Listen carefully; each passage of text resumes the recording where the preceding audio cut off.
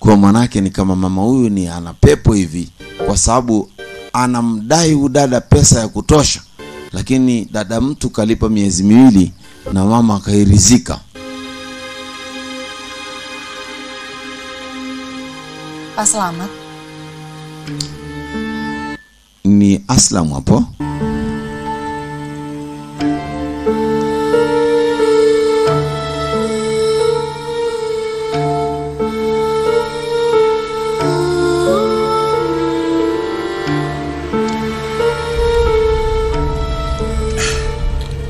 Picha inaitwa Maamuma.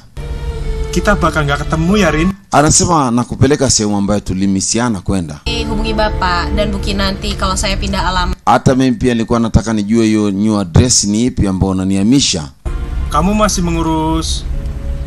Bado unafanya kazi na wale Magrus? Masih, Pak. Ndio. Nggak sayang pendidikanmu? Ufikiri kwamba unapoteza muda wako? Tidak banyak orang mau dirias dengan tangan seperti ini.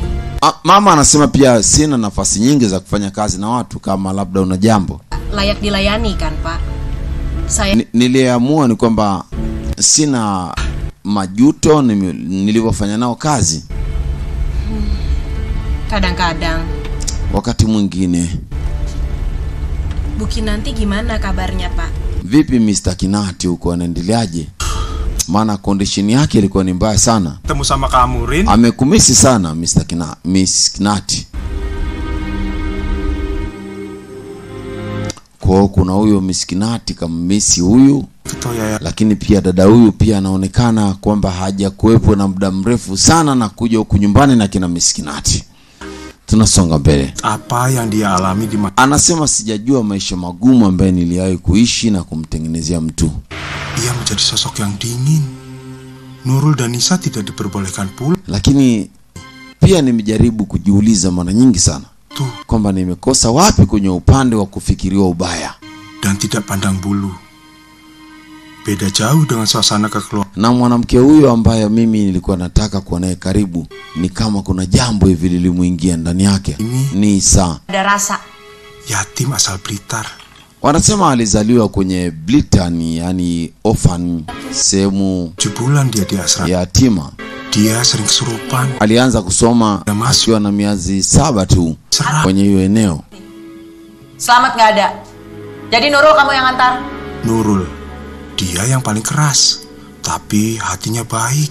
Nuru ni kama alianza kumsumbua udada akiwa na umri mdogo bado. Kwa wakati huo akihisi kama Nuruni ndo shida. Murin. Na kama unakumbuka, hii ni sauti ya jamaa anayeongea akiwa kwenye gari.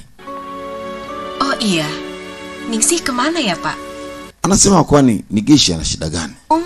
Saya tidak bisa bertemu. Baada ya kuniambia habari za shule, inaonekana kama kuna shida. Na jamaa alikuwa anajiwazisha ni huyu hapa. Wakati anaendesha mzigo, mbele yake kuna kiumbe kinatokezea barabarani. Hicho hapo. Pak, stop. Anaambia simama. Nani huyo?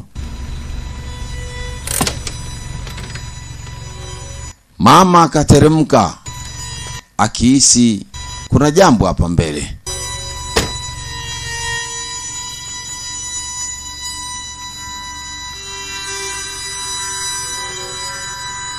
Ukisikia peupe ndo mambo kama hayo. Nini shida Rini? Apa? Asema mna. Ila yeye ndo alivyoona hivyo. Dereva naye aliona hilo, lakini akabidi avunge mvungo.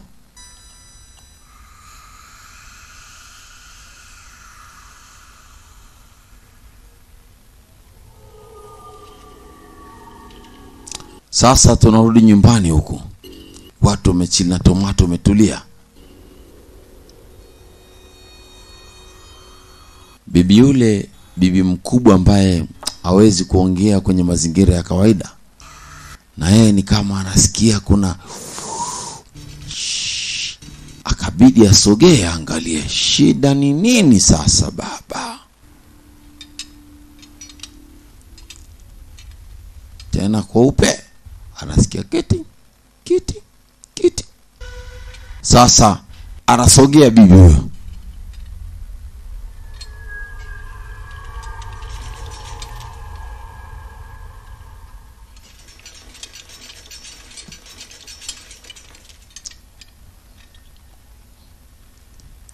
Geuza kushoto na kulia shingo. Hakuna jambo. Akarudi upande wa katikati huko. Nako hakuna majibu yaliyojitosheleza. Akajiuliza kishindo hichi ni cha nini? Akapiga reverse. Akajigonga huko, lakini akageuka, akakanyaga vya kukanyaga.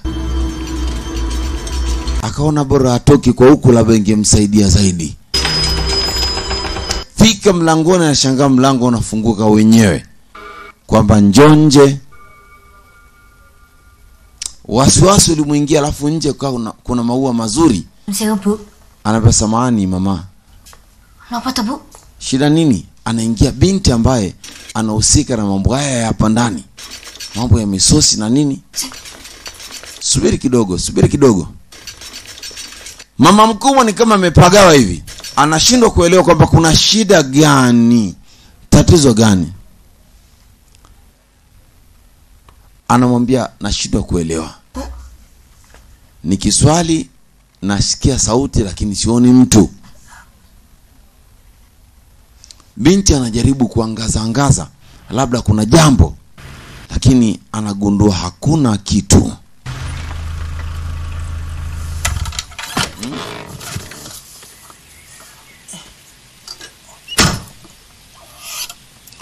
Nalo tena unaonekana kuna mtu kafika hapa. Kuna jumba hilo la wasichana ambao wanaishi hapo.